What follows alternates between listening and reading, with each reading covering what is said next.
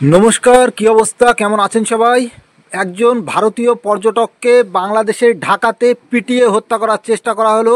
এই ভাইয়ের মুখ থেকেই শুনে নিন কি বলছেন ইনি, কি ঘটনা ঘটেছে এনার সাথে। আমার সাথে আমি ওখানে গেছিলাম বেড়াতে, একটা আমার ফ্রেন্ড ছিল তার বাসায়।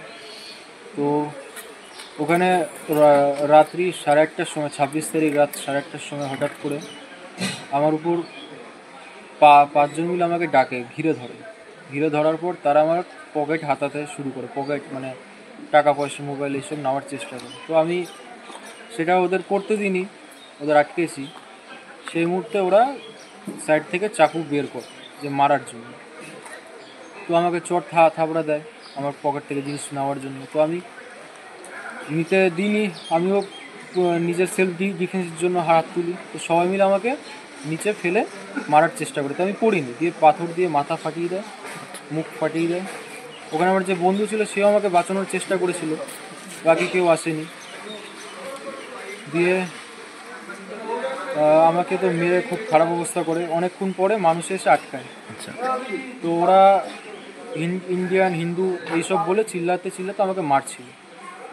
তারপরে যখন সব থামলো আমি থানায় গেছিলাম কমপ্লেন করতে। ওদের বাংলাদেশে যে 999 নাম্বার আছে ওখানে আমি কল করেছিলাম।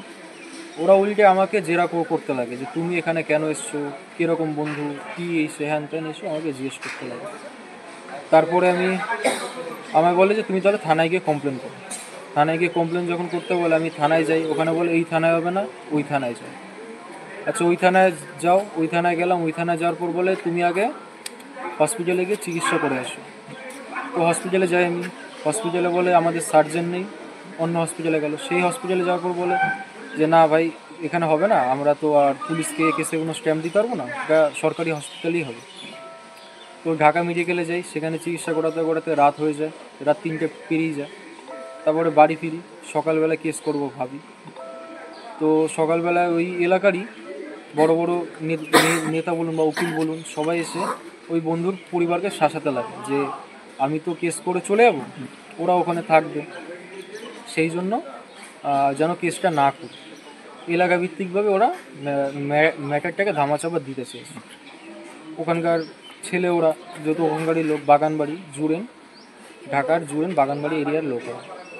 তারপরে আমি বললাম ঠিক আছে ভাই, আমার জন্য তোরা কেন সমস্যায় পড়বি, আমি তাহলে বাড়ি চলে আসি।